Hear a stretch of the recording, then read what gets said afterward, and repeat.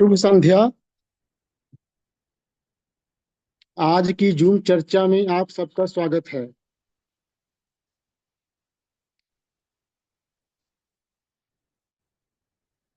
आज हम अर्थव्यवस्था विषय पर बात करेंगे।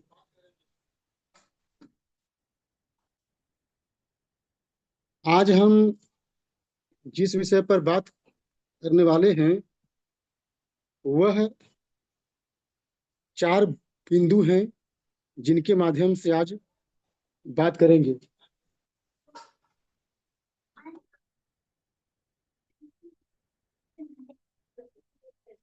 इन पांच बिंदुओं में हम एक एक कर बात करेंगे।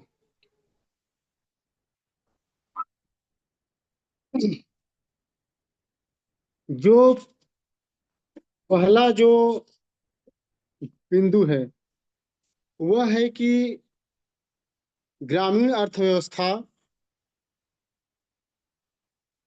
जब तक मजबूत नहीं होगी किसानों की आत्महत्या नहीं रुकेगी। यह इस बारे में कहता है। देखिए, इस कोटेशन के माध्यम से ग्रामीण अर्थव्यवस्था को मजबूत करने की बात कही गई है। जैसा कि आप सभी जानते हैं, ग्रामीण अर्थव्यवस्था को मजबूत करना आवश्यक है। भारत गांव का देश है। भारत में लगभग 6 लाख गांव हैं। 6 लाख से ऊपर गांव हैं। जाहिर सी बात है, इतनी बड़ी आबादी जब गांव में रहती है तो उसका विकास आवश्यक है। गांव में अधिकतर किसान रहते हैं जो खेती करते हैं। किसानों की आत्महत्या आज के समय में एक बहुत बड़ी समस्या है। अब बात यहाँ ये आती है कि किसानों की आत्महत्या अभी रुकेगी जब ग्रामीण अर्थव्यवस्था मजबूत होगी। और ग्रामीण अर्थव्यवस्था तब तक मजबूत नहीं होगी जब तक ग्रामीण और कृषि उत्पादन पर टैक्स लगाकर जो हम शहरों का विकास करते हैं उसे रोकना होगा। हमें शहरों का विकास जिस कीमत पर करते हैं उस कीमत पर नहीं होना चाहिए। इसके अलावा एक उपाय और है कि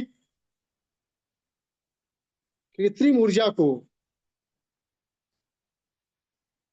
श्रम प्रतिस्पर्धी घोषित किया जाए। आपको पता है कि ग्रामीण क्षेत्र में श्रमिकों की बहुत बड़ी आबादी रहती है। इसीलिए स- जो कृत्रिम ऊर्जा को श्रम प्रतिस्पर्धी डिक्लेयर कर दिया जाए। इन सभी उपायों से हम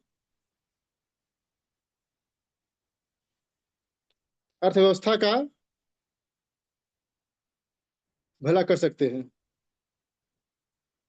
जो दूसरा बिंदु है वह है कि विकसित देशों की जो समस्या है वह है कि उन्हें अपना निर्यात किसी भी हाल में बनाए रखना पड़ता है। जो निर्यात का स्तर है उसे बनाए रखना पड़ता है। अगर विकसित देश जो अपना निर्यात है उसको नहीं बनाए रख सकते तो उनकी अर्थव्यवस्था पर बहुत बुरा प्रभाव पड़ेगा। उनका उत्पादन कम होगा, नौकरियां जाएंगी, वेतन घटेंगे और कुल मिलाकर जीवन स्तर कमजोर होगा और देश की अर्थव्यवस्था भी कमजोर होगी। इसीलिए आपने देखा होगा कि ये जो विकसित देश हैं, ये हर हाल में अपने निर्यात को बढ़ाना चाहते हैं, चाहे WTO हो या वर्ल्ड इकोनॉमिक फोरम हो या और भी कोई संस्था। ये संस्थाएं इसीलिए काम करती हैं कि हम विकासशील देश और विकसित देश को अपने नियंत्रण में कर सकें। अभी हाल ही की बात है, अमेरिका ने भारत के सामने प्रस्ताव रखा कि कृषि क्षेत्र में हमें अलाउ कीजिए। भारत ने साफ मना कर दिया। इसके अलावा उसने कहा कि हम नॉनवेज दूध है आपके यहाँ हम बेचेंगे। भारत ने साफ मना कर दिया। यही वजह है कि ट्रंप गुस्से में है। वो लोग यही चाहते हैं कि हम विकसित और विकासशील देशों के बाजार में अधिक से अधिक घुसपैठ करें, लेकिन जब अपनी बारी आती है तो वो कहते हैं कि हम इमिग्रेंट्स को नहीं आने देंगे, हम वीजा के नियम को कठोर करेंगे। इस तरह की बातों से विकसित देश अपने आप को मजबूत करते हैं और जो उनकी दादागिरी है वह चलती रहती है। एक बात इसमें और कहना पड़ेगा कि जो पश्चिम की अर्थव्यवस्था है वह बहुराष्ट्रीय कंपनियों के चंगुल में है और भारत की अर्थव्यवस्था शासकीय चंगुल में है। हमें तो पहले अपनी अर्थव्यवस्था को शासकीय चंगुल से मुक्त करना पड़ेगा, तब हम बहुराष्ट्रीय कंपनियों की बात कर सकते हैं। एक बात इसमें और कहना होगा कि जो बाजारीकरण की जो व्यवस्था होती है,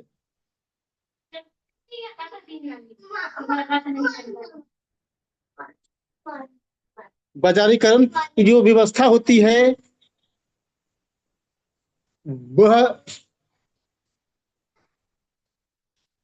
सरकारीकरण से कम घातक है। जो अगला कोटेशन है, जो बिंदु है, वह है कि भारतीय अर्थव्यवस्था में निम्न वर्ग की भूमिका शून्यवत है और उच्च मध्य वर्ग की निर्णायक है। यह जो बात है ये सभी जानते हैं कि जो निम्न वर्ग है उनकी भूमिका निम्नवत है। भारत का निम्न वर्ग केवल सब्सिडी और कल्याणकारी योजनाओं के सहारे चलता है। जो मध्य वर्ग है सबसे ज्यादा टैक्स पे करता है और इसमें कोई संदेह नहीं कि वह अर्थव्यवस्था में निर्णायक भूमिका निभाता है। बुद्धिजीवी, शहरी संपन्न और बड़े किसान मिलकर जो आर्थिक मामलों में जो श्रमजीवी है जिसकी चर्चा हम कल कर चुके हैं उसके खिलाफ षड्यंत्र करते रहते हैं। इस कोटेशन में एक बात ध्यान देने वाली है कि हमें जो निम्न वर्ग है उसकी भी आय को बढ़ाना पड़ेगा। जो उसका जीवन स्तर है उसको उसको सुधारना पड़ेगा। एक एक बात इसमें और जो कही गई है कि जो आदर्श अर्थव्यवस्था है वह है कि जो उपयोग की वस्तुएं हैं उसको प्राथमिकता के आधार पर तय करे, उसका लिस्ट बनाए और तब तक लगाए जब तक सरकार का बजट पूरा न हो जाए।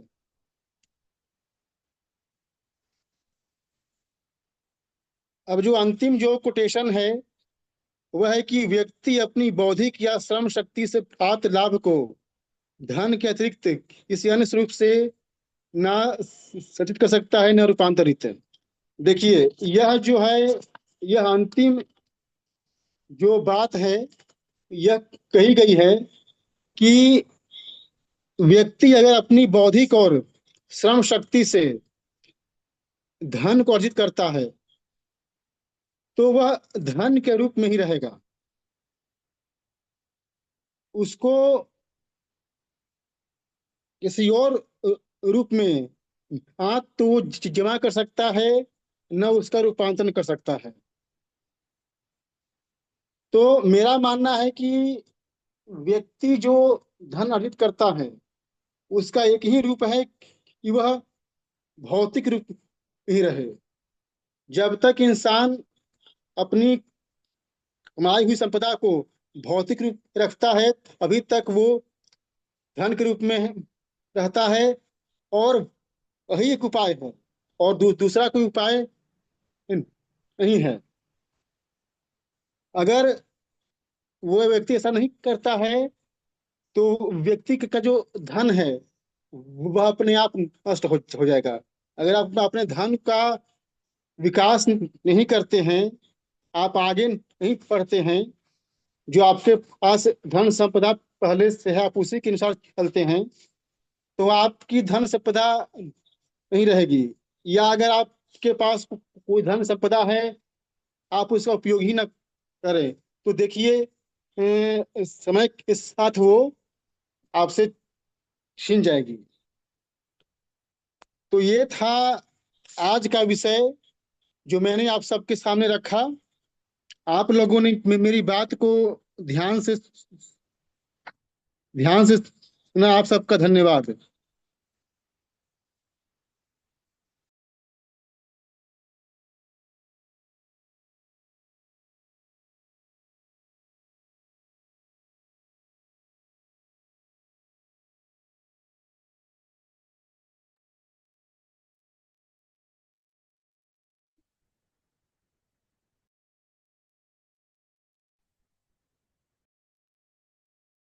मैंने अपनी बात रख दी है। हमारा अनुरोध है कि जो हमारे साथी हैं वो अपनी बात रखें।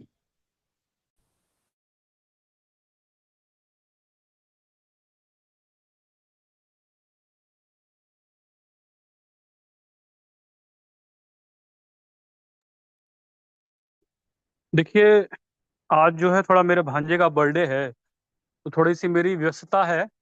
विपुल जी देख रहे हैं, और बाकी के साथी आप लोग कंटिन्यू करिए। 15-20 मिनट में मैं खाली हो जाऊंगा, तो फिर मैं भी अपनी बात रख दूंगा।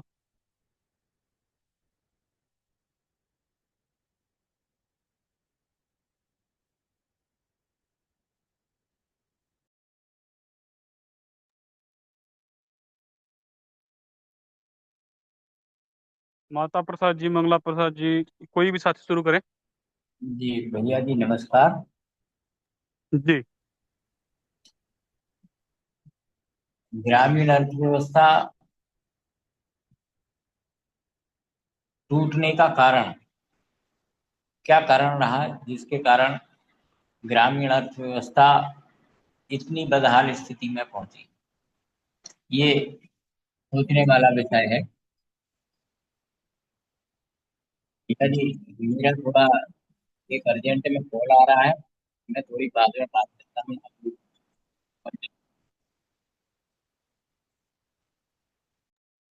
चलिए तब तक हम शुरू करते हैं।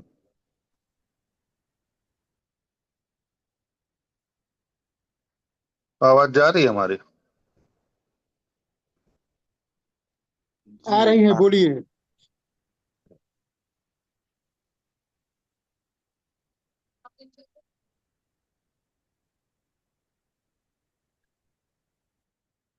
जब तक ग्रामीण अर्थव्यवस्था मजबूत नहीं होगी, तब तक किसान आत्महत्या नहीं रुकेगी।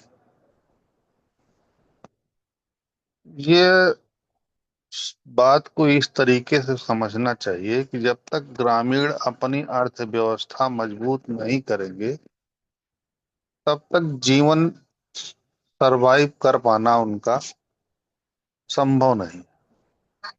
क्योंकि जिसकी अर्थव्यवस्था ही नहीं सही रहेगी, यदि वह मनुष्य है, तो वो सरवाइव नहीं कर सकता। कोई और किसी की व्यवस्था सही नहीं करता, अपनी व्यवस्था खुद ही सही करना पड़ता है। और इस बात को बहुत अच्छे से समझना चाहिए हम सबको। मांगना और देना, ये दोनों चीजें जो है बहुत ही अलग है। और हमारा, हम लोगों का, भारतीयों का जो स्वभाव है, वह प्राप्त करना है चीजों को अपने पौरुष द्वारा। स्वयं द्वारा भेदा गया लक्ष्य ही आपको सच्चा सैनिक बनाता है। कोई और आपकी व्यवस्था सही करे तब आपकी व्यवस्था सही हो, यह बहुत ही अफसोसजनक है। वो सरकार तो कतई नहीं करती, सत्ता तो कतई नहीं करती। तो होगी कैसे? ये तो हो गई समस्या। निदान कैसे होगा? निदान उसका यही है कि ग्रामीण किसानों को, समाज, जो देश है हमारा, वो लगभग 80% गांव का है। तो हमारे समाज को अपनी व्यवस्था बनानी पड़ेगी। जो हम पहले भी कहते आए हैं, उन्हें अपना मुखिया बनाना पड़ेगा, उन्हें अपना देश प्रमुख बनाना पड़ेगा, जो सरकारी ना होकर सामाजिक हो, जो उनके लिए सोच सके और उनकी बात को उठा सके। का निर्माण कैसे होगा?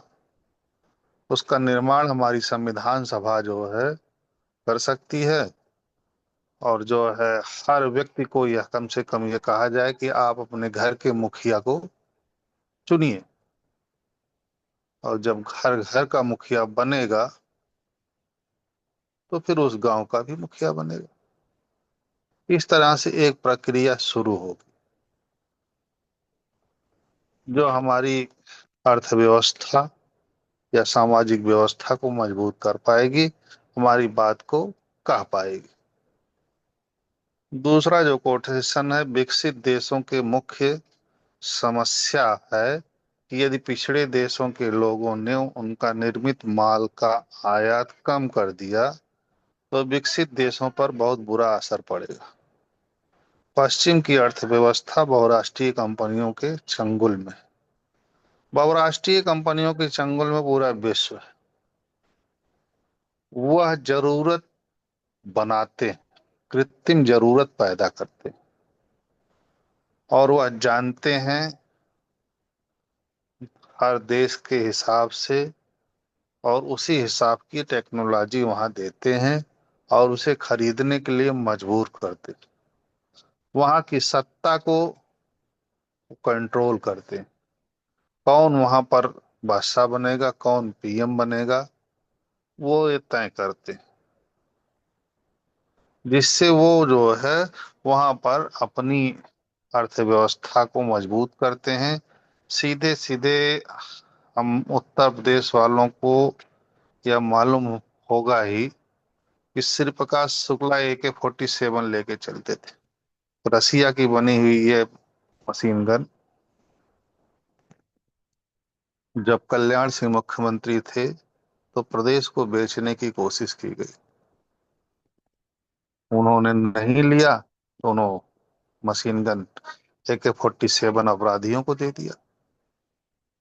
और पेपर मीडिया द्वारा यह हल्ला मचाया गया कि हमारे सिपाहियों के पास बंदूक है और अपराधियों के पास AK-47।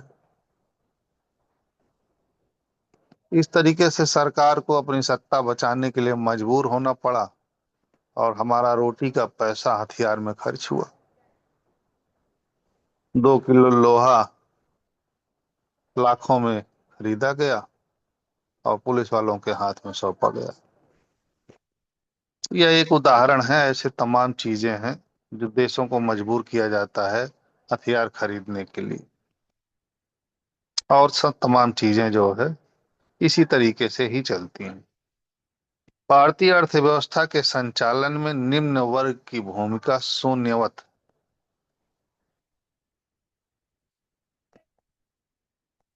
मध्य और उच्च वर्ग की निर्णायक। आदर्श अर्थव्यवस्था यह है कि सभी प्रकार के उपयोग की वस्तुओं पर प्राथमिकता के आधार पर सूची बनाकर नीचे से तब तक लगाया जाए जब तक सरकार का बजट पूरा ना हो जाए। भारतीय अर्थव्यवस्था के संचालन में निम्न वर्ग की भूमिका को अगर आप शून्यवत मानते हैं तो फिर कंस्ट्रक्शन कैसे होगा, फिर फैक्ट्रियां कैसे चलेंगी। तो अर्थव्यवस्था में हर वर्ग के लोगों का स्थान होता है। जरूरी सभी हैं, ऐसा किसी को कम मिल रहा है यह बात अलग है, लेकिन जरूरत सबकी है। व्यक्ति अपनी बौद्धिक या श्रम शक्ति से प्राप्त लाभ को धन के अतिरिक्त किसी अन्य स्वरूप से न संचित कर सकता है, न रूपांतरित। बिल्कुल सही बात है। बौद्धिक या श्रम शक्ति से प्राप्त लाभ को वह धन के अतिरिक्त किसी अन्य स्वरूप से न संचित कर सकता है, न रूपांतरित। तो फिर कुछ लोग पावर भी कमाते हैं। बहुत सारे लोग सिर्फ धन के ही कमाई मानते हैं और जानते हैं, लेकिन कुछ लोग ऐसे भी देश में हैं जो धन को गौण मानते हैं और वह उनका पूरा जीवन जो है पावर कमाने के उद्देश्य में रहता है और वह कोशिश में रहते हैं कि हम पावर कमाएं। और उनके पास जब पावर हो जाता है तो धन भी हो जाता है। कुछ लोग अपनी बौद्धिक क्षमता को उपयोग एक अच्छे कवि होने के रूप में देते हैं, विचारक के रूप में देते हैं। अलग अलग है। ऐसा नहीं है कि सिर्फ धन के रूप में ही संचित किया जा सकता है। तमाम लोग अपनी किताबें लिखते हैं, अपने कर्म से लोग जंगल बना दे रहे हैं, नदियों के किनारे नए जंगल बसा दे रहे हैं, जिन्हें राष्ट्रपति ने पुरस्कृत भी किया है। धन्यवाद। और कोई मित्र अपनी बात को शुरू करें।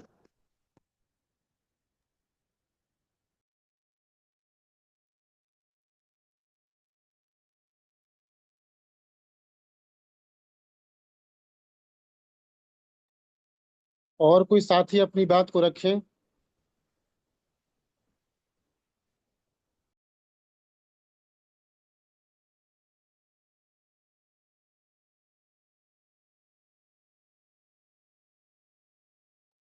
हाँ, रामराज साहू जी, बहुत दिन हो गया कभी इधर नहीं कुछ कहे हैं।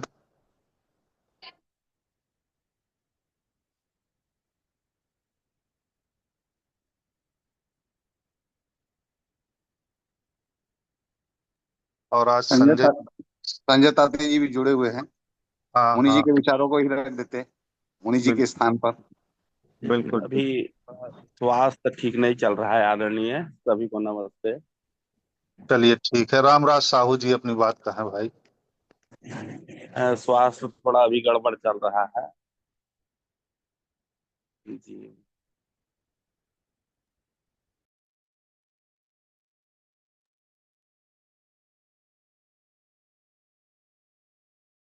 रामराज साहू जी कहिए अपनी बात को आप।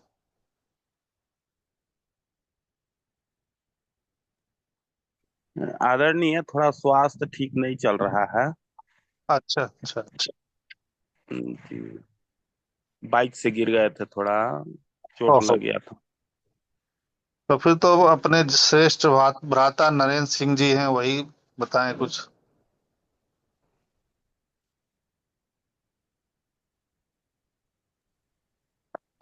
यहाँ जहाँ मैं बैठा हूँ तेज बारिश हो रही है। वाह। और मुझे आप लोगों की बातें ही कम कम सुनाई दे रही हैं। तो फिर तो कभी न हाँ, चलने, अक्सर न चलने वाले जो बल्लेबाज हैं, जो बहुत कायदे से नजर रखते हैं, वैदराज आहूजा जी, आज जो है मौका है कि वो जो है अपनी फील्ड फील्ड में अपनी कुछ बात रखें। मैं तो ज्यादा बोल नहीं पाता हूँ, ये क्या होता है, सुनता हूँ हाँ बस। हाँ, लेकिन आज तो आपको चलना ही पड़ेगा 2-4 मिनट। मैं ये सोच रहा था कि संजय ताती जी हमारे बीच में उपस्थित हैं। वो मुनि जी के विचारों को अच्छे तरीके से रखते थे। वो बहुत बढ़िया, बड़ी याद उनसे भी आती है बेहतर आपकी। रखते थे। थोड़ा सा हाँ, बड़ी याद विचार रख आती। देते तो मन खुश हो जाता। हाँ हाँ। संजय हमको इन ताती जी विषय सुन रहे हैं क्या? संजय ताती जी शायद सुन नहीं रहे हैं। नहीं सुन रहे हैं। कुछ रिस्पॉन्स नहीं कर रहे हैं। मैं चलो मैं उन विषयों को पढ़ ही देता हूँ थोड़ा सा, कम से कम। हाँ बिल्कुल बिल्कुल बिल्कुल। अरे कहाँ पर हो गया ये विषय, एक मिनट।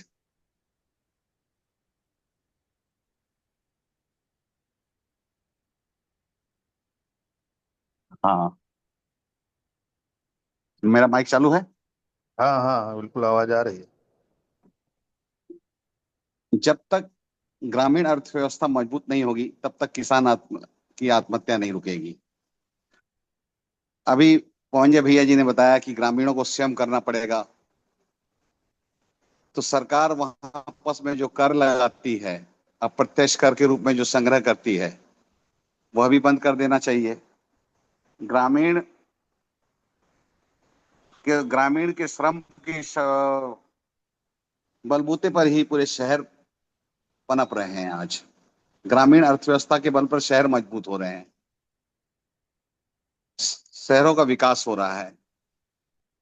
और वो ऐसा विकास हो रहा है जहां पास में मतलब कि एक प्रकार से उस उसकी भूख खत्म नहीं होती विकास की। पर्यावरण की पर्यावरण हानि करके भी विकास हो रहा है। भारत की अर्थव्यवस्था मजबूत तभी होगी जब शहर ग्राम की चिंता करेगा, शहर की ओर आगे बढ़ेगा, गांव की ओर जाएगा। गरीब ग्रामीण श्रमजीवी पर कर कम लगाकर, उनकी आवश्यकता की चीजों पर कर कम लगाकर कृत्रिम ऊर्जा की मूल्य वृद्धि होगी। ऐसा ही हमारे हमारे सिद्धांत हैं महासंस्थान के। दूसरा है, विकसित देशों के मुख्य समस्या है कि यदि पिछड़े देशों के लोगों ने उनका निर्मित माल का आयात कम कर दिया तो विकसित देशों पर बहुत बुरा असर पड़ेगा। यह बात सही है, क्योंकि हमें आत्मनिर्भर बनना है तो हमें निर्यात अधिक करना पड़ेगा और आयात कम करना चाहिए। और इन बहुराष्ट्रीय कंपनियों के चुंगल से बचना है तो इसका पूरा प्रयास करना चाहिए कि हम त्याग की भावना से जिएं और उपभोग कम करें और उत्पादन अधिक करें। और यह तभी संभव है, उपभोग कम होगा जब उत्पादन जो है ना का जो मूल्य है वो मूल उत्पादक के पास में अधिक से अधिक मात्रा में पहुंचेगा। उसका लाभ जो है मूल उत्पादक के पास में, और उसका जो भार है मतलब महंगाई के रूप में जनता के सामने में आएगा तो उसका उपभोग कम होगा। तब हम निर्यात अधिक कर पाएंगे और आयात कम कर पाएंगे। मेरा ऐसा मानना है। मतलब जो सुना हूं मैं, समझाऊं जो। तीसरा, भारतीय अर्थव्यवस्था के संचालन में निम्न वर्ग की भूमिका शून्यवत और मध्य उच्च वर्ग की निर्णायक है। आदर्श अर्थव्यवस्था यह है कि सभी प्रकार के उपयोग की वस्तुओं पर प्राथमिकता के आधार पर सूची बनाकर तब तक कर लगाया जाए जब तक सरकार का अपना पूरा बजट पूरा ना हो जाए। हाँ, प्राथमिकता के आधार पर ही लगाना चाहिए, ताकि निम्न वर्ग के ऊपर में कम बोझ पड़े और उच्च वर्ग के ऊपर में, जो उच्च आय वर्ग के लोग हैं उनके ऊपर में अधिक कर का बोझ पड़ना चाहिए। इसी तरह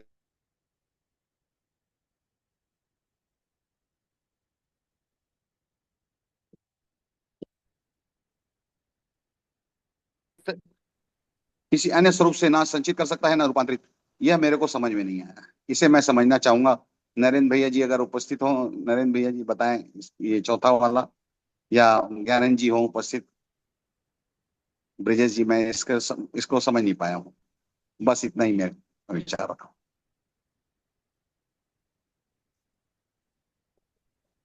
आपने तो अपने विचार काफी बेबाकी से रखा, वाह हुजा जी। ज्यादा भाषा बोल नहीं पाता हूँ ज्यादा नहीं नहीं, बहुत हिंदी बढ़िया में। आप। ठीक। ये व्यक्ति के मूल अधिकार की कल्पना है। और जो चौथे बिंदु की बात है, अगर मेरी आवाज ठीक आ रही है तो मैं बिल्कुल इस सही आ समय रही है, बिल्कुल सही आ रही हाँ, चौथा वाला ये समझाए भैया। अभी समझा, देखिए वही कोशिश करूंगा। अब कितना कह पाऊंगा देखता हूँ। व्यक्ति अपनी बौद्धिक या श्रम शक्ति से प्राप्त लाभ को धन के अतिरिक्त किसी अन्य स्वरूप से न संचित कर सकता है, न रूपांतरित।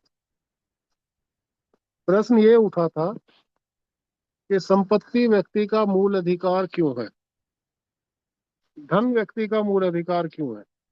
यहाँ तक ये चर्चा पहुंच गई थी, काफी पहले की बात है।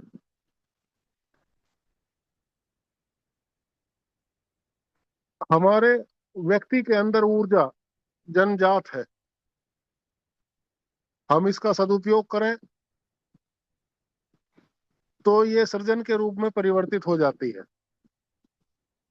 और अगर इसका उपयोग ना करें तो ये एक बहाव है, बीत जाएगा। ऊर्जा का सदुपयोग सृजन के रूप में होता है, ये कथन सिद्ध होता है। जो भी दुनिया में कुछ हो रहा है, दिख रहा है, उसके रूप में हम परिश्रम करेंगे तो उसका मूल्य इसलिए मांगते हैं कि हमें जीविका की आवश्यकता है, चाहते हैं। उस जो मैंने बात कही, जो वहां चर्चा थी, जब व्यक्ति के मूल अधिकार की व्याख्या हो रही थी, उस समय का ही करीब करीब ये कथन है। मुनि जी से काफी लंबी चर्चा हुई थी इस मामले पर। तो बात यही सिद्ध हुई कि भाई हम अपनी जो ऊर्जा है उसे किस रूप में परिवर्तित करके संरक्षित रख सकते हैं। धन के रूप में रख सकते हैं। यही एकमात्र कथन तब सिद्ध हुआ था, और यही यहाँ लिखा गया है इस कोटेशन में। ये कोई लेख है जो अभी ऋषिकेश से किताब प्रकाशित हुई थी, उसमें है ये लेख। कौन सा है मेरे ध्यान से उतरा हुआ है, उसमें भी बात है। और व्यक्ति के मूल अधिकार में जब संपत्ति का है, उसे मैं आप लोगों को भेज दूंगा। उसे मैंने भी लिखा था एक जगह, थोड़ा सा ध्यान से उतरा हुआ है तो। लेकिन मूल कथन यही है कि हम परिश्रम को संरक्षित किस आधार पर, किस रूप में कर सकते हैं। संपत्ति के रूप में कर सकते हैं, चाहे वो बौद्धिक श्रम हो, चाहे वो शारीरिक श्रम हो। अब संपत्ति अवैध कब हो जाती है? अवैध तब हो जाती है जब हम अनर्गल तर्क गढ़ते हैं और ये सिद्ध करने की कोशिश करते हैं कि मैं जो भी कर रहा हूं ठीक कर रहा हूं। ठीक और गलत साबित करना समाज की कसौटी है। उस श्रम सर्जक की नहीं, जो अपने श्रम के द्वारा संपत्ति सृजित कर रहा है। संपत्ति कितनी भी सृजित करिए, लेकिन वो समाज की अवधारणा के विरुद्ध नहीं जानी चाहिए। असीमित संपत्ति व्यक्ति सृजित करे तो ये कोई बुरी बात नहीं है, लेकिन कसौटी समाज होना चाहिए। अगर समाज के विरुद्ध वो बात जाती है तो निश्चित रूप से फिर वो ठीक नहीं माना जा सकता। गलत और ठीक की भी यही परिभाषा हो सकती है बस। तो हम लोगों ने ये बात ऐसा समझी थी, तो मेरे ध्यान में इस तुरंत आया, तो मैंने आप लोगों से कहा। धन्यवाद। भैया जी, वैदराज बोल रहा हूँ। हाँ बोलिए। बताइए संपत्ति का वैद्यराज जी। संपत्ति का संचय जो है वो असीमित होगा। वह उसकी संपत्ति जो है धन के रूप में रूपांतरित होकर उसकी जैसे जायदाद, पूंजी, मकान वगैरह, जमीन वगैरह के रूप में परिवर्तित है, और व्यर्थ पड़ी है जमीन, तो उस पर कर लगना चाहिए कि आय पर कर लगना चाहिए? देखिए ऐसा है, हमारे में चर्चा इसी हुई इसी कि मामले आय पर पर। अनेक बार प्रश्न उठते हैं। इसी मामले पर अनेक बार प्रश्न उठते हैं। समाज की कसौटी क्या है, समाज कानून क्या है, समाज की वे नजीर बातें हैं, वह वो नजीर, वो अवधारणा जो भीड़ को संतुलित जीवन निर्वाह करने के लिए व्यवस्थित करती है। कानून वह नहीं है जो भेद पैदा करता हो। भारत में आरक्षण का सिद्धांत कानून का ठीक रूप नहीं है, यह समझा जा सकता है। लेकिन किसी भी प्रकार का आरक्षण, अगर कोई कानून समाज को, समाज की मूल अवधारणा के विरुद्ध लेकर के जाता है, तो उसे ठीक करने का प्रयास किया जाना चाहिए। संपत्ति व्यक्ति असीमित सृजित कर सकता है, लेकिन उसका सदुपयोग ना हो, वो स्थिर हो जाए, संपत्ति इस प्रकार डंप हो जाए, एक प्रकार से जैसे आपके पास 100 रुपए हैं और आपको जरूरत नहीं है देखने की, हाँ आप रखे हैं कहीं, रखे हैं, उनका कोई इस्तेमाल नहीं है, लेकिन वो आपकी तो गिनती में है, समाज की गिनती के बाहर हो गए। ऐसी संपत्ति का सृजित करना समाज के हित के लिए कभी नहीं हो सकता है, समाज का हित कभी नहीं कर सकता है। अब जब समाज का हित ही उस संपत्ति सृजन से नहीं है, तो उसके उत्पादन का क्या अर्थ है? केवल एक व्यक्ति को धनवान सिद्ध करना संपत्ति सृजित करने का यह सबसे गलत उद्देश्य माना जा सकता है मेरे विचार से। और जो भी व्यक्ति अर्जित करता है, वो इस प्रकार व्यवस्था में एक चक्र के रूप में इस्तेमाल होती रहे कि नई पूंजी भी उत्पादित होती रहे और समाज के विभिन्न आयामों को उसका सुख मिलता रहे, उसका आराम मिलता रहे, तो ये ठीक दृष्टिकोण माना जा सकता है। लेकिन हो रहा उल्टा, जो आपने बात कही, अनेक घर है, ये सब जमीन है, फैक्ट्री है, पता नहीं क्या क्या है, उसके उससे जो भी संपत्ति अर्जित होती है वो एक आदमी की तिजोरी में बंद हो जाती है, और फिर आर्थिक असमानता का एक दौर शुरू हो जाता है, जिसमें तरह तरह की बातें पैदा होती हैं, विरोध पैदा होता है, संघर्ष पैदा होता है, वो सब बातें चली जाती हैं, तो उनका कोई अर्थ नहीं है। लेकिन हो यही रहा है, और इसकी समीक्षा हम लोग कर रहे हैं। विरोध पक्ष, हिंसा अहिंसा, तमाम बातें इसी जो खूंटा है एक प्रकार से, ये इसके चारों तरफ घूम रही है, जो केंद्र बिंदु है। अब जब तक ठीक नहीं होगा, यथार्थ के अनुसार व्यवस्था नहीं बनेगी, ऐसा ही चलता रहेगा।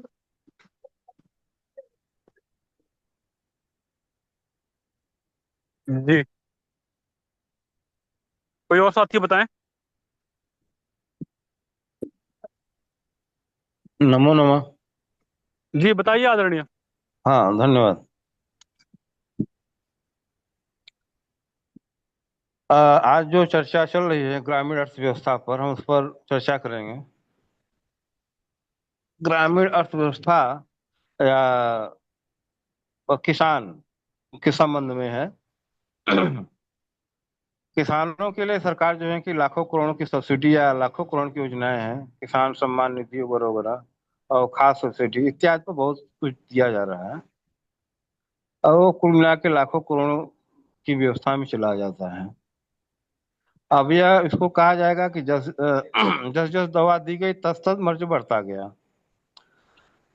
इतनी सारी माने व्यवस्था करने के बाद, माने गरीबों से और मध्यवर्गीय से टैक्स लेकर किसानों को इतना बहुत मदद पहुंचाने के बाद भी जो है कि उनकी व्यवस्था सही नहीं हो पा रही है। इसका कारण अब वही और व्यवस्था की बात की जा रही है, उनको और सब्सिडी बढ़ाने की और सुविधा देने की बात की जा रही है, लेकिन इन सब चीजों से अर्थव्यवस्था नहीं सुधरेगी।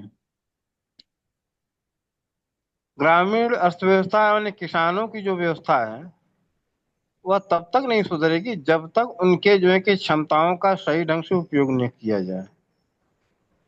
उनके जो कृषि भूमि है, उनकी जो शारीरिक क्षमता है, उनको जो बौद्धिक क्षमता है, उसका सदुपयोग होना चाहिए और यह संगठित तरीके से होना चाहिए।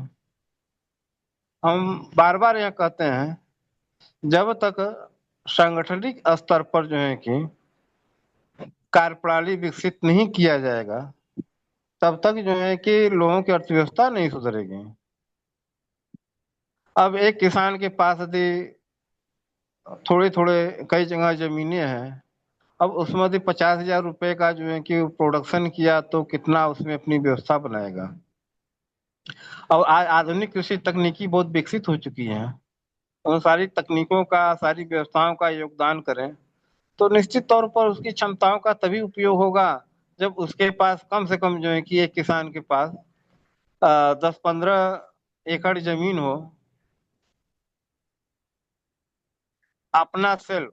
यदि वह सामूहिक स्तर पर भी खेती करता है तो एक किसान के पास कम से कम 60 एकड़ जमीन होनी चाहिए खेती करने के लिए। वो अपनी सारी व्यवस्थाओं को लागू कर सकता है। यह है कि जमीनों का फायदा उन लोगों को दे सकता है जो उस जमीनों के जो है कि शेयर धारक हैं, और उसको संगठनिक स्तर खेती करने का मतलब कि जो है कि 60 एकड़ जमीन होना चाहिए। वहाँ ट्रैक्टर की व्यवस्था और जो आधुनिक कृषि व्यवस्था है, मट्टी का परीक्षण है, हर जगह उसके जो है कि पानी की सिंचाई की पाइपलाइनिंग है, बीज को और खादों की व्यवस्था जो है कि ड्रोन के द्वारा हो, और जो उनके उत्पाद हैं उनको जो है मार्केट तक पहुंचाने के लिए उनके पास वाहन की मजबूत व्यवस्था हो, और जो खेतों में प्रोडक्शन हो रहा है उसके जो खरपतवार है, घास है, उनका सदुपयोग के लिए जो है कि एक डेयरी फार्म भी उनके उनके पास होना चाहिए। यानी कि पशु से जो प्राप्त होता है गोबर इत्यादि वो कृषि काम में आता है, कृषि में जो चारा इत्यादि होता है वो पशुओं का काम होता है। एक उसका एक पारिस्थितिकीय तंत्र बन जाता है और उसमें एक सांगठनिक स्तर पर काम करने पर जो है कि तो चाहे वह जो उसका उतने क्षेत्र का जो मैनेजमेंट करने वाला किसान है वह अन्य लोगों को सर्विस भी दे सकता है, व्यवस्था भी दे सकता है। तो कहने का मतलब है कि चाहे हम कितना भी सब्सिडी दे दें, चाहे कितनी भी सुविधा दे दें, उससे जो है कि भला होने वाला नहीं है। मूलतः हमें एक सांगठनिक व्यवस्था बनानी पड़ेगी। एक किसान के लिए न्यूनतम भूमि निर्धारित करनी चाहिए कि इतना उसके पास जमीन हो, उस पर वो सारे व्यवस्था सिस्टम लागू कर सके, और उसकी व्यवस्था जो है कि कृषि रक्षा विभाग से या अन्य विभाग से सीधे लिंक हो, और वहां से कैसे उसकी वैज्ञानिक व्यवस्थाओं को लागू कर सकता है, और कब कितना वह कौन सा जीन्स बोए उसकी भी जानकारी इस हिसाब से उसका डेटा डेटा बनाया जाए कि यह फसल इतना मात्रा में देश में आवश्यकता है, इसको इतनी उत्पादन हो। तो इसकी एक पूरी जो है संगठनिक व्यवस्था होगी। जब तक पूरी संगठनिक व्यवस्था नहीं होगी तब तक जो है कि व्यवस्था नहीं बनेगी। नहीं तो 10 बीघा खेती करने वाले किसान हैं, 15 बीघा, 20 बीघा, 25 बीघा, लेकिन कहने मतलब है चाहे वह 10 बीघा खेती करे, चाहे वह जो है कि 10 बीघे खेती करे, उसमें उसका पूरा समय लगना ही है। उसका सबसे बड़ा कृषि का जो है मुख्य जो श्रम है खेतवाड़ी, माने खेती की निगरानी करना। खेती चाहे 10 बीघा खेती करे, चाहे वह 60 एकड़ खेती करे, निगरानी उसको उतना ही करना पड़ता है। अब जैसे प्रोडक्शन है उसको बेचना है बाजार में, तो साइकिल पर बोरा में रख करके जाके बेचे, या जो है तो लगभग 500 रुपए का माल अब 20 किलो भाटा लेके पहुंचा बाजार में, बेच के आया 500 रुपया में, 500 रुपया तो उसकी मजदूरी हो गई, उसको मिला क्या? कुछ नहीं मिला। तो वही संगठनिक स्तर पर एक बड़े मार्केट में जाता है, ट्रैक्टर से या बड़ी गाड़ी से उसका माल पहुंचता है, थोक मंडी सीधे जो है उसका पूरा भुगतान मिलता है, तो उसमें उसके जो है श्रम की लागत कम हो जाती है। तो मूलतः जो है कि कृषि जो है श्रम की व्यवस्था है, और श्रम की लागत को इस ढंग से जो है कि मैनेजमेंट होना चाहिए कि कम से कम श्रम में अधिक से अधिक उत्पादन हो सके, और उसको जो है अधिक से अधिक जो है कि व्यवस्था में सुव्यवस्थित ढंग से किया जा सके। इन चीजों पर जो है कि सरकार कुछ कर नहीं रही है, और दिन प्रतिदिन और जो है कि खेत बढ़ते जा रहे हैं। जिनके पास खेत हैं जो है कि उनको कैसे मैनेजमेंट किया जाए समझ में नहीं आता। नौकरी करें तो खेती भी करें, कैसे दोनों होगा। हमारे ख्याल से कुछ समय तक यदि एक सामूहिक खेती होती तो उससे किसानों की समस्याओं का निराकरण हो सकता है, और किसान वह अपने श्रम को अपने ही खेत में जो है कि वेतनभोगी भी बन सकता है, या जो यदि समझ में आता है किसी अन्य जगह जो है कि वह वेतनभोगी या किसी अन्य रूप में काम कर सकता है। यानी कि दोहरा फायदा, किसान अपने खेत का भी लाभ मिले, और साल में 365 दिन जो है कि श्रम करके उसका अपना वेतन मिले। तो एक सामूहिक व्यवस्था बननी चाहिए। इसके लिए जो है कि जब तक व्यवस्था नहीं हुई तब तक किसानों का कोई, अब जो लाखों करोड़ रुपए की सब्सिडी इस तरफ दी जा रही है, तो इस तरफ दी जाए कि उसको संगठनिक स्तर बनाया जाए। इस तरह अर्थव्यवस्था में सभी प्रकार के सुधार तभी संभव है जब मध्यवर्गीय लोगों का जो है कि व्यवस्था जो है कि संगठित रूप से हो, क्योंकि हर व्यक्ति जो है कि एक बड़ा कारखाना नहीं खोल सकता है, और हर व्यक्ति जो है कि इतनी बड़ी व्यवस्था को संचालित नहीं कर सकता है। तो एक संगठनिक व्यवस्था 5 वर्ष के बालक से लेकर 90 वर्ष तक व्यक्ति को जो है कि कार्य मिलना चाहिए, चाहे वह 2 घंटे का ही हो, क्योंकि उनके में उतनी बौद्धिक और शारीरिक क्षमता होती है कुछ न कुछ कर सके। तो सबके जो है कि हम क्षमताओं का जब तक सदुपयोग के रास्ता नहीं हम विकसित करेंगे तब तक जो है कि व्यवस्था रहेगी। हमें संपत्ति बांटने से कुछ भी जनता का लाभ नहीं होने वाला है। मूलतः जनता का लाभ तब होगा जब उसकी क्षमताओं का सदुपयोग हो, उसका लाभ उसको प्राप्त हो। अब यह है कि क्षमताओं का उपयोग नहीं हो रहा है।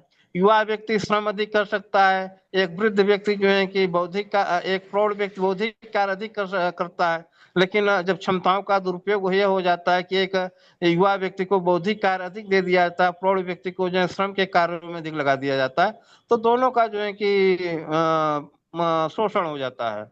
क्योंकि युवा व्यक्ति जब श्रम नहीं करता तो उसका भविष्य का जो है कि शरीर का स्वास्थ्य चौपट हो जाता है, और प्रौढ़ व्यक्ति जब श्रम अधिक करता है तो उसका मानसिक विकास और जो निर्देशन करने की क्षमता है वो अल्प विकसित रह जाती है, और वो श्रम उतनी अच्छे मात्रा से नहीं कर सकता है जो उसको करना चाहिए। तो कुल मिलाकर के हमें जो है कि वह क्षमता विकसित करनी चाहिए कि सभी व्यक्तियों के बौद्धिक और शारीरिक क्षमताओं का सदुपयोग हो, इसका रास्ता पहले बने। इसका रास्ता तभी बन सकता है जब कृषि क्षेत्र को और जो है कि पशुपालन क्षेत्र को संगठित किया जाए। कृषि क्षेत्र पशुपालन क्षेत्र में कम से कम 15 करोड़ रोजगार निकल सकते हैं संगठित क्षेत्र में, और संगठित रोजगार ही सभी लोगों की समस्याओं का समाधान है। इसी के साथ मैं अपनी बात को समाप्त करता हूँ। धन्यवाद। कोई है ब्रजेश धन्यवाद जी? मंगला प्रसाद जी। जी, देख लेते कोई हैं है कौन क्या? बोल रहा है। मैं नरेंद्र बोल रहा हूँ, कोई है बोलने वाला या मैं कुछ कहूँ? एक बार पूछ लेते हैं किसी से, अगर कोई है तो। कोई और साथी कुछ बात रखना चाहते हैं, रख सकते हैं।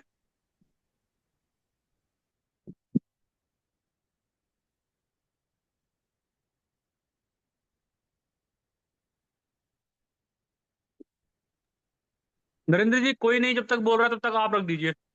हाँ ठीक है। देखिए, मैं इस मामले को जितना समझता हूँ, अगर क्योंकि पश्चिमी उत्तर प्रदेश, हरियाणा, पंजाब और ये हिमाचल वगैरह तो क्या पहाड़ की जगह होगी? 2 मिनट अभी करूँगा, 2 मिनट बैठ लो तब करूँगा। ये उधर देखिए, मैं ये आपसे बता रहा हूँ, आप यहाँ के गांव देहात का भू सर्वेक्षण कर लीजिए। यहाँ औसत किसान 2 एकड़ का है, जमीन ही नहीं है इतनी, जमीन दे कहाँ से देंगे। और किसी भी दूसरे किसी गांव, मान लिया गांव में संपत्ति का बराबर बंटवारा आप कर भी दें तो गांव के पास इतना क्षेत्रफल ही नहीं है कि सभी किसानों को 7-7, 8-8 एकड़ जमीन दे दी जाए। ये कल्पना के बाहर की बात है। और निश्चित मान लिया जाना चाहिए जो परंपरागत अर्थव्यवस्था भारतीय ग्रामीण क्षेत्रों की थी, उसके आधार पर नए टाइम में बिल्कुल भी भारतीय ग्रामीण अर्थव्यवस्था को मजबूत नहीं बनाया जा सकता है, क्योंकि आबादी का घनत्व ये कहता है कि अब आप वह कल्पना कर रहे हैं कि जो साकार नहीं हो सकती है, क्योंकि आबादी जो है वो तो है, उसे खत्म नहीं करा जा सकता।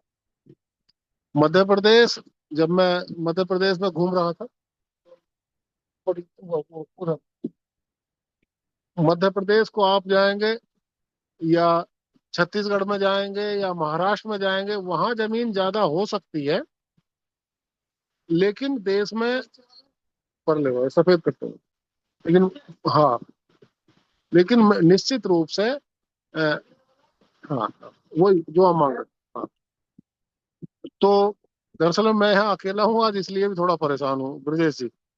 तो मेरा कहना इतना है कि आपके पास उतना रकबा या उतना क्षेत्रफल होना चाहिए जितने के आधार पर हम मजबूत अर्थव्यवस्था बनाने की बात सोचते हैं। अब दूसरी बात रही सहकारिता की या संगठित क्षेत्र बनाने की, जिसे भाई साहब ने, मंगला प्रसाद जी ने कहा कि पारिस्थितिक जो ओरा खड़ा करने वाली जो बात है, समाज की स्थिति ऐसी हो गई है कि सगे भाई एक साथ रहने की स्थिति में नहीं बचे हैं। बाजार ने, पूंजीवाद के सिद्धांत ने और आत्म संग्रह की इच्छा ने आदमी को इस कंडीशन में बना दिया कि सगे भाई साथ रहने के लिए तैयार नहीं है। कोऑपरेटिव खेती करना तो बड़ा मुश्किल काम है, ये आसान दिखाई नहीं देता, क्योंकि अगर सरकार कोई कानून इस प्रकार का ले आए कि भारत की कुल संपत्ति जो खेती करने लायक है वह भारत के किसानों में बराबर मात्रा में बांट दी जाए, तो निश्चित रूप से आपका सुप्रीम कोर्ट ये काम नहीं करने देगा। या तो पूरा का पूरा संवैधानिक व्यवस्था में परिवर्तन हो, या ये असंभव बात है।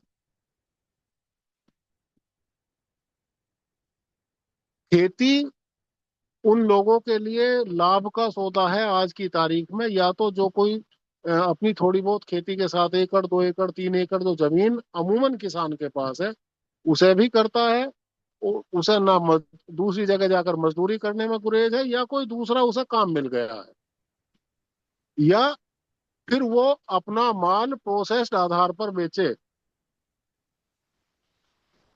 215 इधर कर, तो वो प्रोसेस्ड माल तैयार करके भेजे, उस काम को भी किसान नहीं करना चाहता। हाँ, पिछले 2 साल पहले सरकार कुछ कानून बना रही थी, उनका भारत में इस प्रकार विरोध हुआ कि सरकार को वे अंततः वापस लेने पड़े। और जो उन कानूनों का मसौदा मैंने जैसा समझा, उसके आधार पर मुझे कहने में ये कोई गुरेज नहीं है कि निश्चित रूप से वर्तमान स्थिति की तुलना में किसान की इनकम बढ़ती, हश्र क्या होता ये दूसरी बात है, लेकिन खुले बाजार में आने के बाद किसान की आमदनी उसकी फसलों को बेच करके जरूर कुछ बढ़ती। कंपनी मैकेनिज्म के विरुद्ध भारत की जनता का ऐसा मन है कि वे अपनी ही खेती में अगर दूसरी कंपनी ठेके पर लेकर के किसी किसान को खेती करने के लिए कहती है, और वो ये कहती है कि हम आपको, आप अपने खेत में फसल बोइए, आपकी फसल हम खरीदेंगे और आपको ये तनख्वाह भी देंगे, जमीन आपकी सुरक्षित रहेगी, तो उस बात का इतना विरोध है कि वो सपना साकार होना तो कोई दूसरी व्यवस्था लग जाए और जन जागरण उस स्तर का हो जाए कि लोग ये मान लें कि हाँ ये बात ज्यादा ठीक है पहली की तुलना में, तो वो असंभव सा दिखाई देता है। इसमें मेरा कार मेरा ये मानना है कि जो क्षेत्रफल किसान के पास बचा है आज की तारीख में, उसमें खेती के आधार पर तो अर्थव्यवस्था मजबूत बनाना बिल्कुल असंभव दिखाई देता है। और ये 3-4 स्टेट जो बहुत अच्छे मेरे देखे हुए हैं, जिनमें मैं रहता भी हूँ, हरियाणा, पश्चिमी उत्तर प्रदेश, पंजाब, हिमाचल, वहां तो जमीन ही नहीं है। हिमाचल, उत्तराखंड, इनमें तो जमीन ही लोगों के पास बहुत कम है। परिस्थिति खेती के लिए बड़ी मुश्किल है। तो देखिए, ये बात कहना और ऐसा कोई पारिस्थितिक वातावरण खड़ा करना खेती के लिए, ये एक प्रकार का असंभव सा कार्य दिखाई देता है, क्योंकि उतनी जमीन हमारे पास नहीं बची है। इसकी तुलना में अगर खेती के साथ उत्पादन के कुछ इस प्रकार बाजार खड़ा किया जाए या उत्पादन के केंद्र बनाया जाए, हर गांव को या हर शहर को किसी भी प्रकार, जहां स्थानीय स्तर पर लोगों के लिए रोजगार की स्थिति ज्यादा विकसित हो, एक संतुलन बनने की बात आए, तब तो कुछ मामला ग्रामीण अर्थव्यवस्था का मजबूत बन सकता है। लेकिन मैं ये भी देखता हूं कि भारत में कंपनी मैकेनिज्म का विरोध इस प्रकार किया जाता है कि जैसे इसमें कोई गुण ही नहीं है। ये बिल्कुल ही ठीक नहीं है। ठीक है, विरोध करिए कंपनी मैकेनिज्म का, लेकिन इस प्रकार भी विरोध नहीं करना चाहिए कि हम जो साधन हमारे पास है वो सरवाइव करने के लिए कम पड़ गया है और दूसरे को हम इस्तेमाल ही नहीं करना चाहते हैं। समीक्षा होनी चाहिए, जो उसका गलत भाग है उसे छोड़ दें, जो उसका ठीक भाग है उसे स्वीकार कर लें। सोचना पड़ेगा कि खेती के अतिरिक्त ग्रामीण अर्थव्यवस्था को मजबूत करने के लिए और वहाँ क्या उत्पादन किया जाए, किसके अनुकूल वातावरण है, या अलग अलग गांव में अलग अलग कोई प्रोडक्शन हो सकता है, ये तमाम बातें देखनी पड़ेंगी, तभी कुछ दिशा ठीक बनती हुई दिखाई देती है। जी धन्यवाद नरेंद्र जी। कोई और साथी बताएं। हम यह कहना चाहते थे, कारपोरेट सोसाइटी के द्वारा अधिक अधिक बनाया, एक खेती की व्यवस्था बनाई जाए। सहकारी समितियां हर गांव में जो जमीनें हैं, सहकारी समिति के द्वारा अधिक खेती कराई जाए, क्योंकि एक किसान के पास पर्याप्त भूमि है नहीं।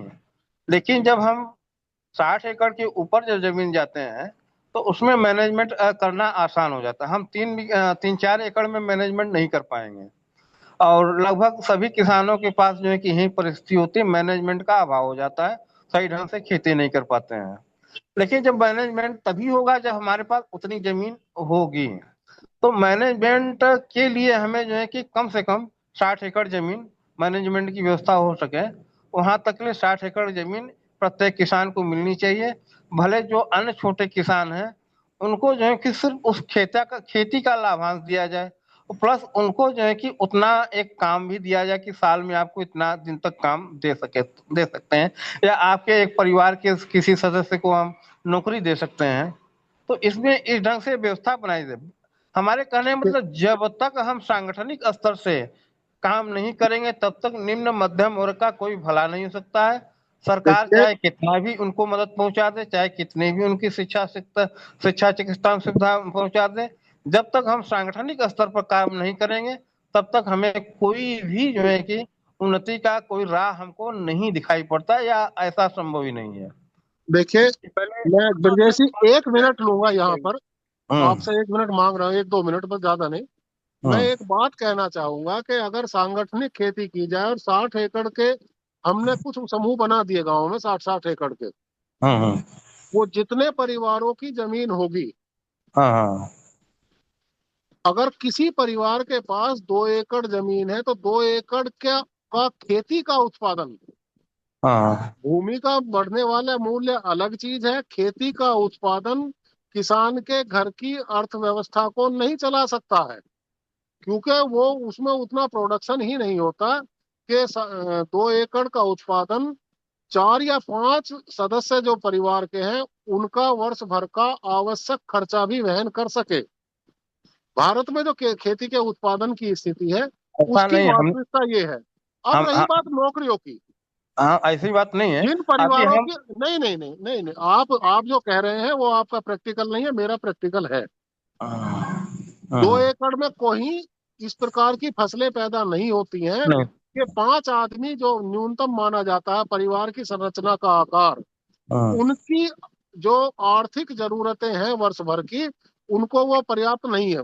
अब रही नौकरी की बात, तो नौकरी देने की स्थिति कोई भी समूह तब कर सकता है, जब घोषणा कर सकता है, जब उसके पास आमदनी का कोई आधार हो। अगर इनकम आपके पास मतलब लाभ हानि के अभाव में भी आप व्यापार करते हैं, मतलब ठीक है, ना मुनाफा है और ना हानि है, दोनों ही स्थिति को छोड़ दो, इस आधार पर नौकरी देना भी बड़ा मुश्किल काम है। नौकरी कैसे दे सकते हैं? जो कोई समूह या जो कोई कंपनी या जो कोई संस्था इतनी आमदनी ही नहीं करती है कि वो आपको नौकरी दे सके, तो नौकरी कैसे दे सकता है? वो तो घाटे में आ जाएगा। नहीं, उसमें ऐसा कर सकती है, जैसे सरकार बहुत तरह सब्सिडी देती है किसानों के लिए, जो है कि अब वो जैसे सब्सिडी दे किसान, रही है, नहीं फिर आप वहीं आ आदि गए। आदि वो सब्सिडी जो इसे न दे करके किसानों को सीधे, वह मैनेजमेंट को सब्सिडी दे, मैनेजमेंट को सब्सिडी दे कि वहां तक उनका मैनेजमेंट डेवलप हो सके, ताकि वहाँ उनका पशुपालन हो सके, और जो खाद का उत्पादन है, जैविक खाद, उसका भी उत्पादन हो सके। वो वहां सब पर जो है कि यह ढंग से जो है कि मैनेजमेंट किया जाए कि उसका उतना अधिक प्रोडक्शन हो कि 2 एकड़ के व्यक्ति को इतना अधिक लाभ मिल जाए। और दूसरी बात, जिसका जमीन में शेयर है मैनेजमेंट में, उसका भी नियुक्ति होगी, और उसको भी उसका उतना एक मान लीजिए कंपनी हो गई, हमने एक किसानों को, एक बहुत सी किसानों को मिलाकर के एक कंपनी बना ली, जमीन एक हो गया, कंपनी हो गई, उसका एक मैनेजमेंट हो गया, मैनेजमेंट होगा, किसानों को वह शेयर दे रहा है, प्लस किसानों को उसमें नौकरी भी दे रहा है, तो उसमें वो अपनी जमीन के शेयर के अनुसार फायदा भी होगा, वो और जो वेतन है वो भी मिलेगा। तो देखिए, हमने बताया कि पशुपालन और नहीं कृषि क्षेत्र को संगठित नहीं करने पर नहीं कम से कम 15 करोड़ संगठित रोजगार की उपलब्धता होगी। 15 नहीं करोड़ नहीं, संगठित वो रोजगार का मतलब कि नहीं एक नहीं एक रोजगार पर 3 आदमी का भी खर्चा चल सकता है, तो यहाँ पर 45 करोड़ हो गया, नहीं नहीं नहीं, 45 करोड़। वो वो नहीं है। भूस्वामी मजदूर बन जाएगा।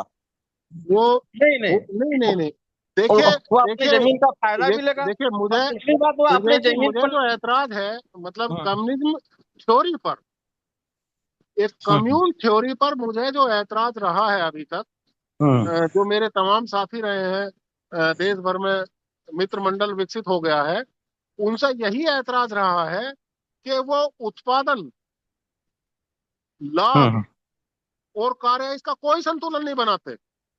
मैं कह रहा हूं कि 60 एकड़ जमीन जितने लोगों की उसमें हिस्सेदारी है जमीन की, उनके हम्म लिए वो लाभ का स्थिति ही विकसित नहीं कर रही है कि उन्हें तनख्वाह दे देगी।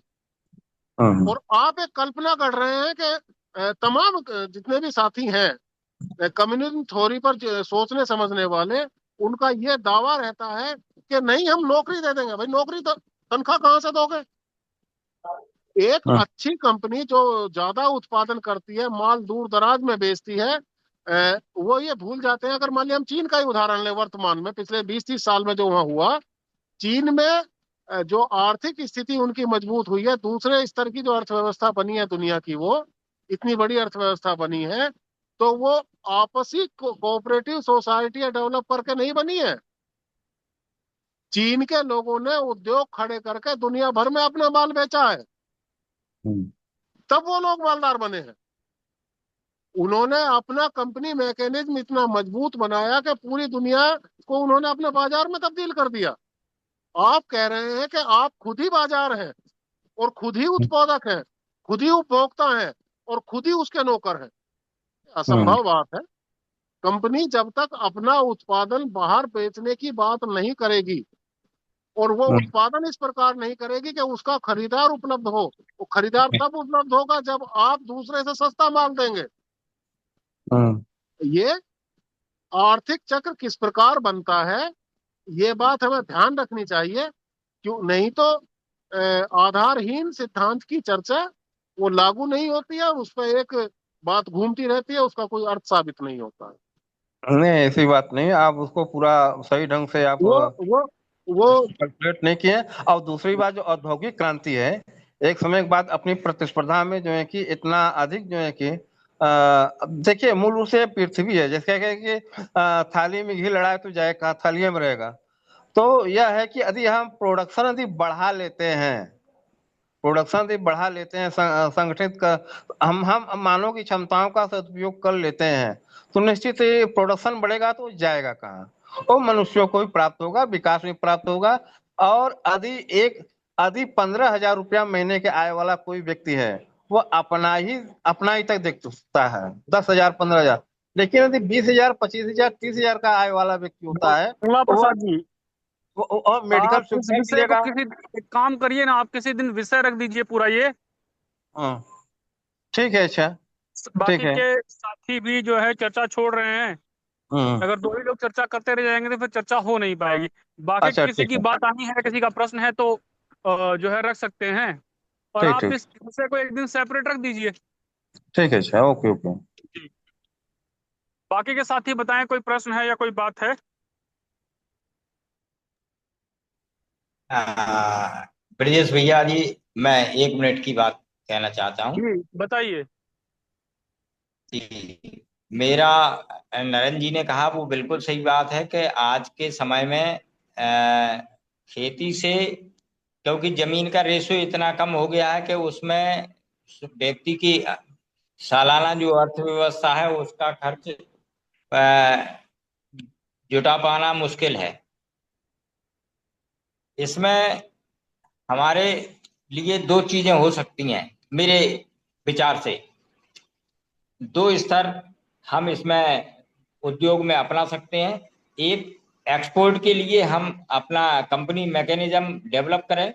दूसरा, घर के उपयोग के लिए, मतलब अपने देश में स्वदेशी चीजें अपनाने के लिए उनका एक अलग मैकेनिज्म, जो कुटीर उद्योग हमारे पहले थे वो व्यवस्था हम अपने आवश्यकताओं की पूर्ति के लिए डेवलप करें, और अपनी जो टोटल आय है वो बढ़ाने के लिए हम एक ऐसा मैकेनिज्म, कंपनी सिस्टम तैयार करें जिसमें एम्प्लॉयमेंट बढ़े, रोजगार बढ़े, और हमारा वैश्विक बाजार में सामान बिके। और उस सामान की, चूंकि मशीनरी से होगा तो शीघ्रता होगी, उत्पादन अधिक होगा। खेती में जो किसान खेती में लगे हुए हैं वो हमारे दिन प्रतिदिन की उपयोगिता की चीजें वो स्वयं तैयार करें, और खेती को बहुआयामी तरीके से करें। जैसे खेती के साथ मवेशी पालन है, मुर्गी पालन है, मछली पालन है, और मेडिसिन के क्षेत्र की खेतियां हैं। वो खेती जब करेंगे तो हमें लाभ भी दिखेगा, हमारी आवश्यकताएं भी पूरी होंगी, रोजगार भी मिलेगा। तो हमें दो स्तर का औद्योगिक ढांचा तैयार करना पड़ेगा। मेरी समझ में ये, मेरे विचार में ये आता है, यही बात मैं कहना चाहता था। और जी बाद बाकी पुराने ढांचे से हम अपना बमुश्किल खर्चा तो चला सकते हैं, लेकिन उसके लिए जैसा मंगला प्रसाद जी ने कहा संगठित होकर, तो संगठित होकर इतनी जमीन है नहीं, संगठित तो हो जाए तो हम केवल अपना खर्चा चलाएं, फिर आगे वैश्विक दुनिया में हम अपनी पहचान कैसे बना पाएंगे, उसमें हम कैसे स्टेबल हो पाएंगे, अपनी अर्थव्यवस्था को स्थिरता देने में सक्षम नहीं होंगे तो हम कमजोर हो जाएंगे। कमजोर हो जाएंगे तो हमारे ऊपर बाहरी आक्रमण बढ़ जाएंगे, क्योंकि उनका दबाव रहेगा, और फिर से हम उसी स्थिति में पहुंच जाएंगे जिसमें हम 1857 में पहुंचे थे। तो ये स्थिति मेरे हिसाब से, अगर हम सोचें, इस बात पर विचार करें कि उद्योगों को दो लेयर में बनाएं, स्वदेशी के लिए अलग और एक्सपोर्ट के लिए अलग, तो ऐसा संभव है कि हमारी व्यवस्थाएं ठीक ठाक हो जाए। धन्यवाद। जी धन्यवाद। देखिए, मैं कुछ बातें रखना चाहूंगा। एक तो हम लोग जब मुद्रा की बात करते हैं तो हम लोगों का जो सिक्का है एल्यूमिनियम का, तांबे का, और दूसरा है हमारे पास देखते हैं हम लोग रुपया है, नोट है, और तीसरी तरफ हम संपत्ति के रूप में देखते हैं जो हमारे कृषि उत्पाद हैं, यानी कि भोज्य पदार्थ भी हैं, अन्य वस्तुएं भी हैं। तो प्राचीन व्यवस्था को देखें तो नगरीय व्यवस्था कोई आज से नहीं है। नगरीय व्यवस्था जो है वो महाभारत काल से, रामायण काल से, उससे भी पहले से जनपद और महानगर रहे हैं। लेकिन उस समय आपको दिखाई देगा कि उस समय जो है वो इस प्रकार का के गांवों की जो व्यवस्था है वो अच्छी बनी हुई थी, जबकि उन्हीं गांवों के आधार पर नगर और जनपद भी उन्हीं के आधार पर चला करते थे। तो उसका कारण यह है कि जितना भी ग्रामीण उत्पाद था उस ग्रामीण उत्पाद के भरोसे ही शहरी की या नगरीय व्यवस्था पूरी खड़ी थी। उसके बाद जब मुद्रा का प्रचलन आता है, हम देखते हैं तो वस्तु विनिमय हमारा समाप्त हो जाता है। यानी आपका जो भी आप उत्पादन कर रहे हैं वो अब संपत्ति नहीं है, वो क्या है, वस्तु हो गया। और उस संपत्ति को खरीदने बेचने के लिए आपने एक मुद्रा रख ली है।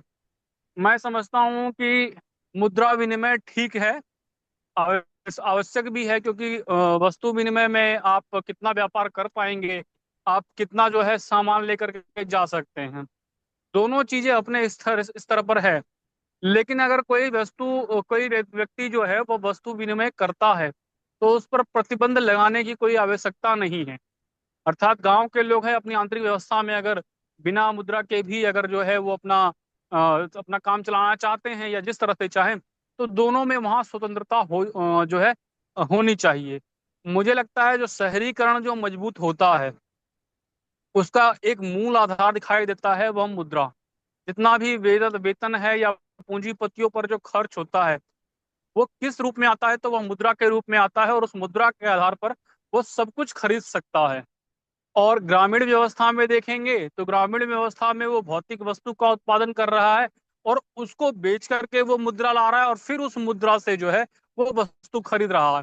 तो एक तो सीधे सीधे जो है काम करके मुद्रा प्राप्त कर रहा है और मुद्रा से वस्तु ले रहा है, दूसरा है कि वस्तु को बेच रहा है, फिर मुद्रा ले रहा है और फिर वस्तु खरीदने जा रहा है। तो ऐसे में आप उसके जीवन स्तर में और जो दूसरा बुद्धिजीवी है दूसरे के जीवन स्तर पे जो है अंतर हो ही जाएगा। तो इस तरह से हमारी जो ग्रामीण व्यवस्था है, जब तक वो शहरों के लिए उत्पादन करती रहेगी और शहरों के लिए वो खाद्य पदार्थों का उत्पादन कर रहे हैं, बाकी सारा उत्पादन तो शहर कर रहे हैं, बड़ी मशीनें और प्लांट आपने शहरों में लगा दिए, तो ऐसा नहीं है कि शहरों में जो उत्पादन हो रहा है उसकी आवश्यकता ग्रामीण क्षेत्र में नहीं है। एक हम खाद्य पदार्थ की बात कर दें या किसानों के द्वारा उत्पादित जो पदार्थ हैं, केवल वही तो ग्रामीण व्यवस्था से जा रहे हैं। बाकी सब देखेंगे तो वो जो है वो नगरीय व्यवस्था में जो बड़ी बड़ी कंपनियां लगी हैं, मास प्रोडक्शन कर रही है, वहां से जा रहा है। तो इस पर हम लोगों को थोड़ा सा ध्यान देना पड़ेगा कि पुरानी व्यवस्था में जो नगर थे, जनपद थे, वह ग्रामीण व्यवस्था के आधार पर चला करते थे। वर्तमान में जो ग्रामीण व्यवस्था है वो नगरों पर अधिक आधारित दिखाई देती है और वहां शोषण अधिक दिखाई देता है।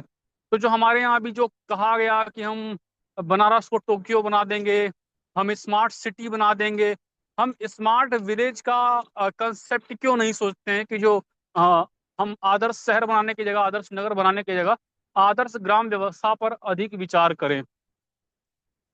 जो मंगला प्रसाद जी ने जो बात कही उसमें मुझे सबसे बड़ा लूपहोल तो ये दिखाई देता है कि फिर आप प्रॉपर्टी को फंडामेंटल राइट में डाल देंगे। जैसे ही आप फंडामेंटल राइट में डाल देंगे तो कोई 2 एकड़ 3 एकड़ वाला भी अगर अपनी संपत्ति न देना चाहे, अपनी भूमि न देना चाहे, तो क्या आप बलपूर्वक उसकी भूमि ले लेंगे अगर वो सहभागिता देने के लिए तैयार नहीं है? और एक प्रश्न ये खड़ा होता है, कहीं ऐसा तो नहीं है कि इससे एक सामंतवादी व्यवस्था का फिर से जो है एक प्रबंधन खड़ा हो जाएगा? ऐसा तो नहीं है कि आपने जो है सबकी प्रॉपर्टी लेकर के सब प्रॉपर्टी कंबाइंड करके दे दिया, धीरे धीरे उसी प्रॉपर्टी के आधार पर एक शोषण की व्यवस्था खड़ी हो जाए और आज जो मालिक है कल के दिन उसकी ऐसी स्थिति हो जाती है कि वो अपनी प्रॉपर्टी उसे बेचना पड़ जाएगा। तो ऐसे में कहीं सामंतवादी व्यवस्था ना खड़ी हो जाए। प्राचीन व्यवस्था में हम देखते हैं तो जो जमीनें होती थी वो ग्राम सभाओं की होती थी। तो नरेंद्र जी ने जो बात कही वो बिल्कुल ठीक है। उस समय आबादी कम थी तो ग्राम सभाओं की संपत्ति होने पर भी जो है सबका ठीक से खर्च चल जाता था। अब आपके पास आप ग्राम सभा की जगह परिवार सभा मान लीजिए, परिवार को ही आप मान लीजिए, क्योंकि तब गांव में लोगों की संख्या कब थी, कम थी। अब इतनी संख्या हो गई है कि आपको उससे छोटे स्तर पर आना पड़ेगा। यानी कि अब गांव की संपत्ति मत मानिए, आप परिवार की संपत्ति मानिए, क्योंकि आपके पास जनसंख्या बहुत ज्यादा है और उस हिसाब से आपको व्यवस्था बनानी पड़ेगी।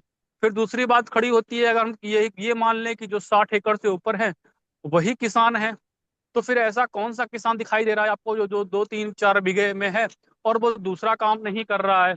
या फिर हम उसे कृषक ना माने या फिर उसका एक सांगठनिक स्वरूप दे दें, और सांगठनिक स्वरूप करने वाले हैं वो घाटे में जाएंगे, तो वो कैसी व्यवस्था को चलाएंगे?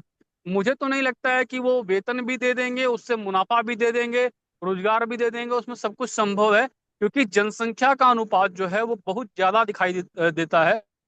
तो ये प्रैक्टिकल बात दिखाई नहीं देती है। अभी भी जो करने वाले हैं जिनके पास 2 4 एकड़ जमीन है उनको आप देख लीजिए, वो सारे के सारे कहीं से भी पूरी तरह से किसान नहीं है। वो कुछ कुछ महीने कृषि काम करते हैं, कुछ महीने दूसरा काम करते हैं, तब जाकर के वो साल भर की व्यवस्था कर पाते हैं। ऐसे में उन्हीं लोगों की जमीन लेकर के 50 बीघा, 60 बीघा या 100 बीघा जो भी जमीन ले करके अगर एक संगठनात्मक रूप से कृषि भी करते हैं, तो भी मुझे नहीं लगता कि वो इतना बेनिफिट दे पाएंगे कि उसमें से बेनिफिट भी दे लें, उसमें वेतन भी दे लें, नौकरी भी दे लें। ये सब कुछ जो है मतलब प्रैक्टिकल तो नहीं दिखाई देता है। फिर भी अगर आपके पास कोई ढांचा है तो आप चर्चा में जो है एक दिन ये विषय रखिए, उस पर हम लोग विचार करेंगे। नहीं ठीक है, जी लेकिन सांगठनिक खेती में है कोई अधिक वैज्ञानिक उन्नत कृषि की व्यवस्था की जाए, वैज्ञानिक व्यवस्था, उनका अपना जी प्रोडक्शन हो और एक बढ़िया मैनेजमेंट हो। ऐसा बात नहीं है कि वेतन न दिया जा सके और लाभ न दिया जा सके। तो हमारे करने में जब हम हाई तकनीक का जब प्रयोग करते हैं तो कुछ भी हम ले सकते हैं, लाभ प्राप्त कर सकते हैं, और एक छोटे स्तर पर हाई तकनीक का प्रयोग नहीं कर सकते, उच्च कोटि का। तो ऐसा बात नहीं है। अब जब हम 60 एकड़ की बात करते हैं तो उसमें एक छोटा कारखाना भी बनाया जा सकता है जो प्रोडक्शन है, तो उसमें उसका कैसे जो है कि नए प्रोडक्ट बनाए जा सकते हैं। तो उसका भी बाजार जो है कि वही लोग हो गए जो उसमें जो है कि शेयरधारी हैं। तो ऐसा बात नहीं है। जब आप दूसरी बात, जो लोकतंत्र है, राज्य व्यवस्था है, कानून व्यवस्था है, न्याय व्यवस्था है, जब उसमें कोई ऐसी विकृति आती है सामंतवादी या शोषणवादी, तो ये सब स्थितियां क्यों, ये सब क्यों किस काम में आएंगे। तो ये लोग उन आने वाली भविष्य में विकृतियों को दूर करने के लिए जो हमारी राज्य व्यवस्था है, केंद्र व्यवस्था है, लोकतंत्र है, इसके लिए नए नियमन व्यवस्था कर सकती है, नए कानून ला सकती है, वो विकृतियां ना आने पाए।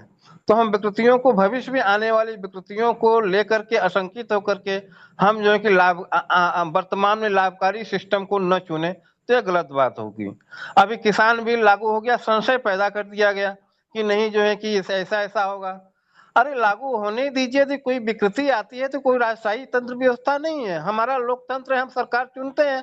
यदि कोई विकृति जाती है तो उसका पुनः नियमन हो सकता है, कानून बनाया जा सकता है। यदि हम विदेशी इन्वेस्टमेंट ला रहे हैं तो बाद में विदेशी जो है, हमारी सरकार है तो हम विदेशी इन्वेस्टमेंट पर हम कैसे नियमन कर लेंगे कि वह पुनः फायदे में आ सकता है। ऐसा नहीं है। जब हमारी सरकार है, हम स्वतंत्र आजाद देश में है, हम नियमन बनाने के लिए स्वतंत्र है, तो भविष्य की विकृतियों की चिंता नहीं करनी चाहिए। हमारी करने की बात है, कहीं भी भविष्य की विकृतियों की चिंता न करें, हम वर्तमान में लाभ की व्यवस्था में अपने आप को अग्रसर करें, करने का मतलब यह है। ठीक है, किसी दिन ये विषय रख लेंगे हम लोग। कोई और साथी बताएं, किसी साथी को कोई प्रश्न है, कोई बात रखनी है तो रख सकते हैं।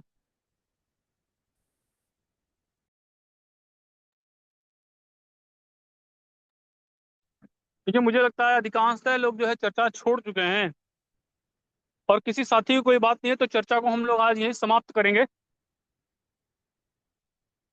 कल का विषय हम लोग जो है चर्चा करके ग्रुप में डाल देंगे। संजय भाई मीटिंग जी बंद कर देना। बंद कर